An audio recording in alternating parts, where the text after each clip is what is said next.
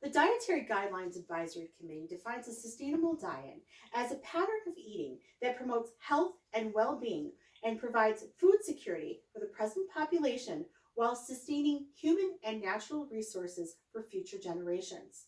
The FDA states that 32% of fresh vegetables, 55% of fresh fruit, and 94% of the seafood consumed by Americans annually is imported.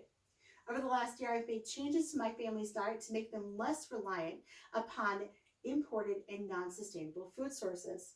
Today, I'll explain the benefits of eating a locally sourced diet and the reasons why you should change as well.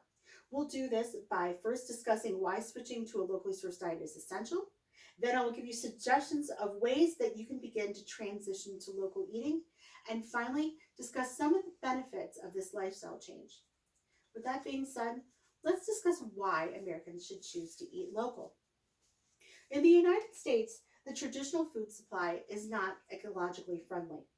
The Food and Agricultural Association of the United Nations states that global domestic livestock is responsible for 14.5% of greenhouse gas emissions caused by human activity.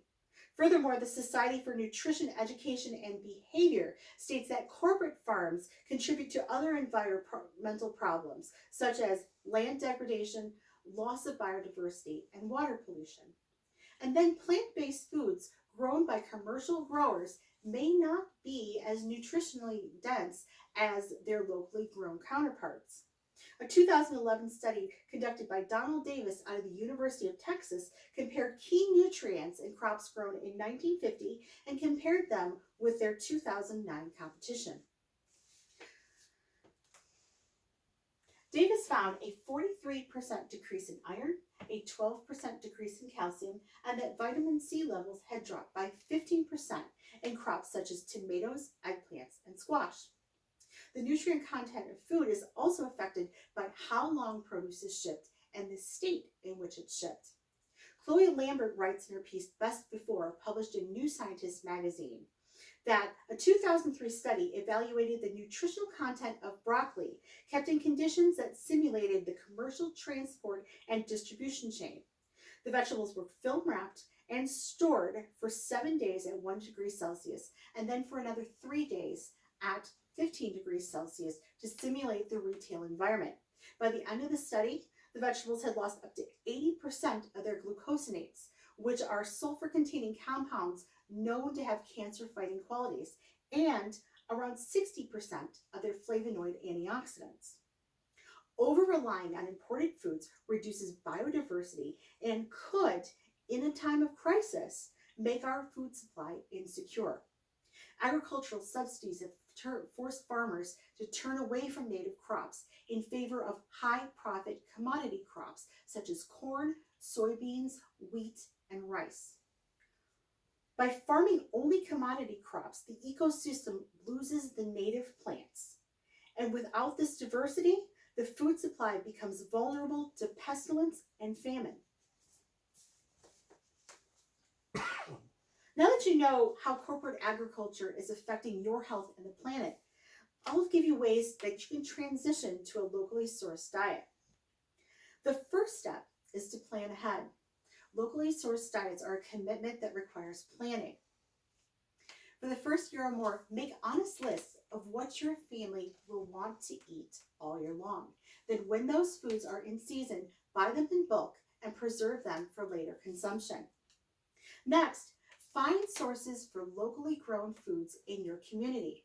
Two great sources in our area are the Kent Haymakers Farmers Market and Dumas Meats and Farmers Market.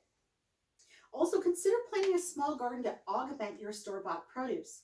Plants like tomatoes, peppers, cucumbers, and strawberries do well in small containers. Finally, pick a preservation method that fits your lifestyle. Freezing is the easiest and most accessible of all the preservation methods, and the nutritional value of frozen foods is excellent because they can be left on the vine to ripen longer and then exist in a state of suspended animation until ready to be eaten. In fact, Chloe Lambert wrote that peas can lose up to 50% of their vitamin C content within the first 48 hours after picking, but if they're frozen within the first 2 hours, they retain it. Drying foods also makes them shelf stable and preserves storage space. While a food dehydrator is useful, certain foods like garlic, kale, cherry tomatoes, and peppers can be dried either outdoors or in an oven with just the pilot light. These foods, when crisp dry, can be stored in any airtight container in a cool, dark place. Other foods like apples and pears that have a high sugar content should be dipped in an acidic solution of water and lemon juice to prevent acidification or oxidation while drying. And then other vegetables like carrots and broccoli often benefit from being steam blanched before drying. Now that we know why eating local is important and we have some of the tools to begin that transition, let's talk about the benefits of eating locally sourced foods. When you choose the food you eat from local sources, it improves the economy in your community. Senator Debbie Stabenow of Michigan testified in front of the United States Senate that in Michigan, we know that for every household that will spend just $10 more on locally grown foods, we can add 40 million back into the economy. When we buy local, we support local jobs.